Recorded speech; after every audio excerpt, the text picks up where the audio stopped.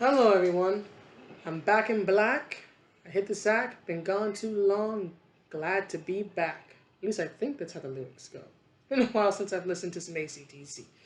But I hope everyone's well. I'm back with a new video. As I explained in previous videos, I'm very busy at this time right now, both with professional and personal obligations and responsibilities, so videos are going to be a bit sporadic. But got some time to make one today, so making one.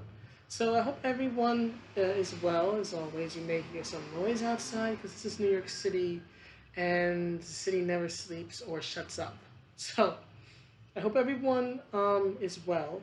So today's video is going to be about the smear, the smear of Joe Rogan by Sunny Houston. I don't know how you say her last name. Let's call her Sunny H. Sunny H on The View. Now, some may be aware, some may not. Joe Rogan has offered his platform, has offered to be a moderator for a debate between the president, Donald Trump, and the Democratic nominee, Joe Biden. He's offered to do a 4-hour debate with them um, to be free of media bias. At least that's what he says his reasoning is. So there was a clip on The View where, of course, the women on The View give their opinions, right? So you had Meghan McCain and another blonde lady. Her name escapes me at the moment, unfortunately. But they were in favor of it, and they actually made, in my opinion, very good arguments for it, especially Meghan, right? So they made good arguments. Whoopi Goldberg was playing host, so she didn't really say much. You had Joy Behar say, "Oh, I don't know who Joe Rogan is. Honey, no one believes you. You're just being the catty witch that everybody knows you to be." Right? So you had that. And then you have Sunny H, I'm going to call it, because I don't know how you say her last name. Houstin, I don't know. But she goes on to smear Joe Rogan, calling him a misogynist, calling him a racist, right? I'm going to um, I'm going to pause this, take a moment to put the clip together so that you guys can hear. You can hear. It's not just me saying she said it. I want you guys to hear what she said about Joe. So one moment, please. I'm gonna pause this. Okay, so I have it queued up, so I'm going to play it so you guys can hear what Miss Sunny H says about Joe Rogan. So I'm going to play it in a moment. Hopefully you can hear it over the New York City noise. And if you can't, I'm going to link it, of course, in the description so that you can check it out for yourself. As always, please check these things out for yourself and come to your own conclusions about things. But here's what happened. I'm going to play it now. Hopefully you can hear it. You think he's the person that should be doing it?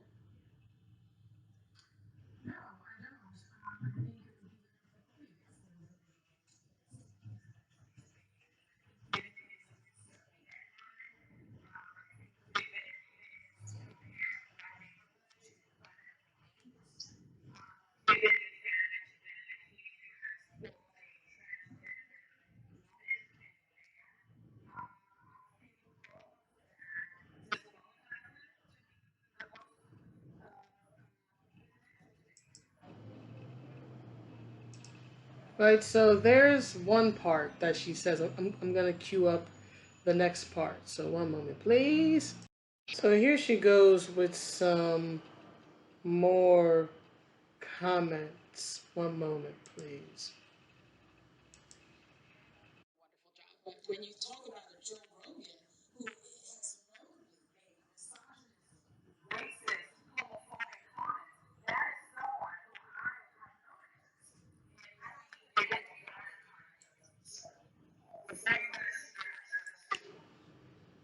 all right, so there you go.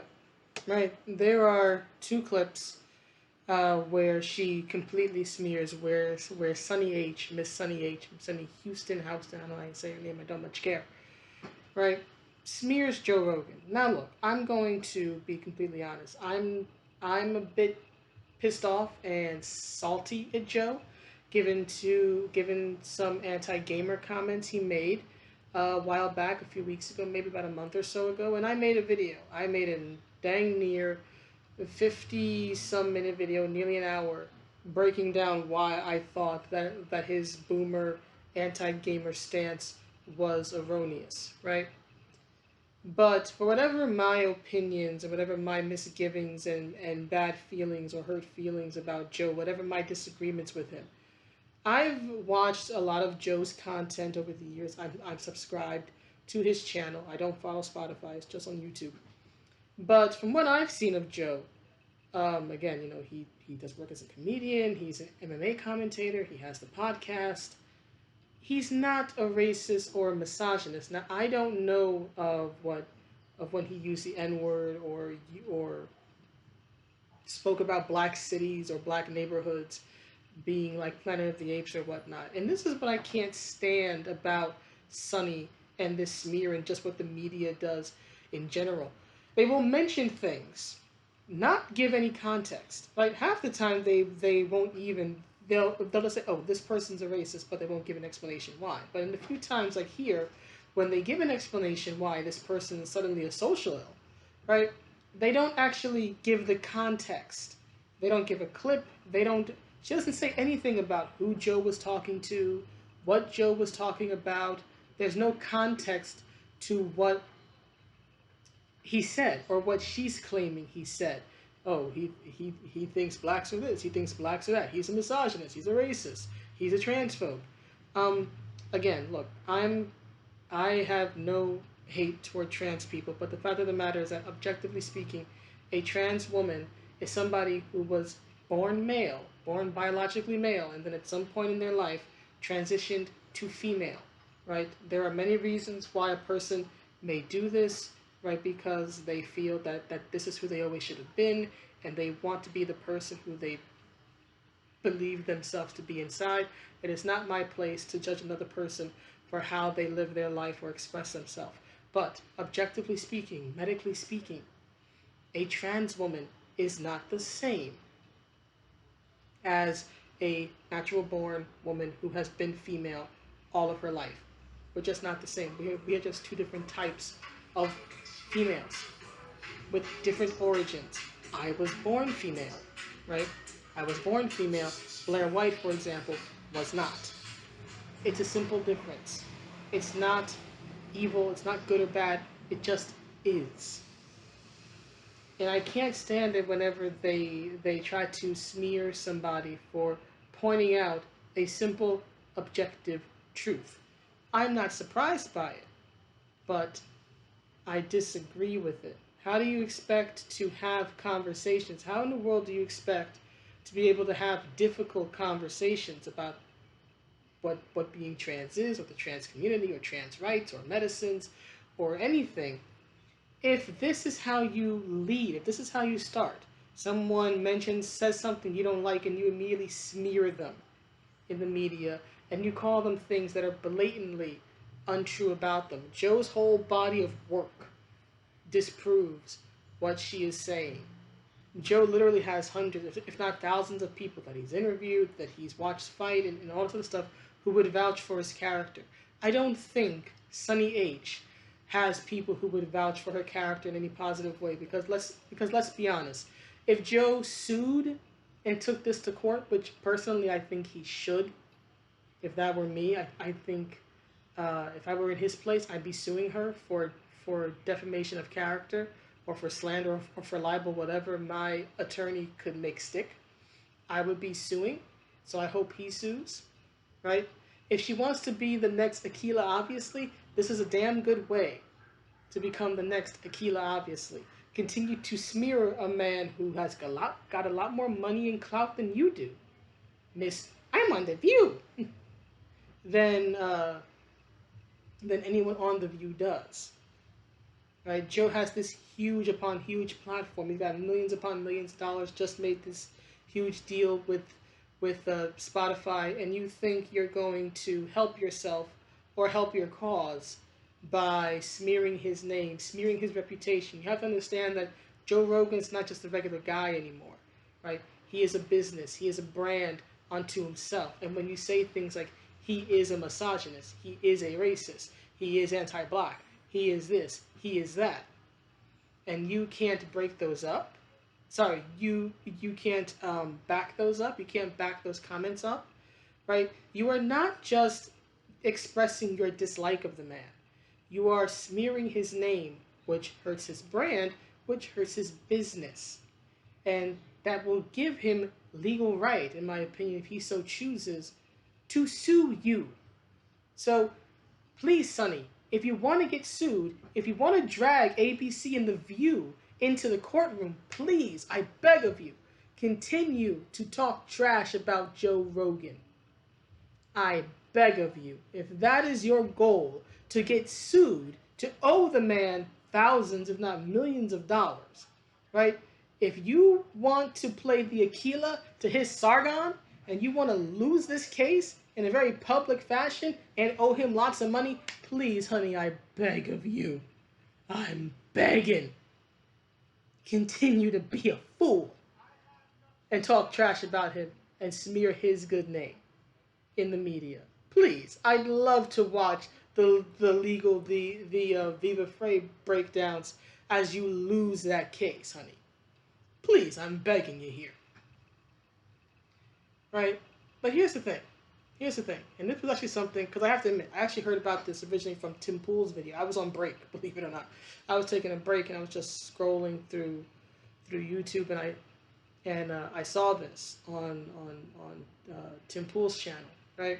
And interestingly enough, Tim Pool has done interviews on Joe Rogan, right? But anyway, there was a person in Tim's comment section. Unfortunately, I don't remember their name, but this person brought out the fact that Tulsi Gabbard was on Joe Rogan's podcast. I actually watched part of that podcast. Andrew Yang was on Joe Rogan's podcast. Bernie Sanders, right, who Joe said he was going to vote for, that he's a Bernie bro, right? He was on the podcast. So it's okay for these other Democratic presidential nominees to be on the podcast.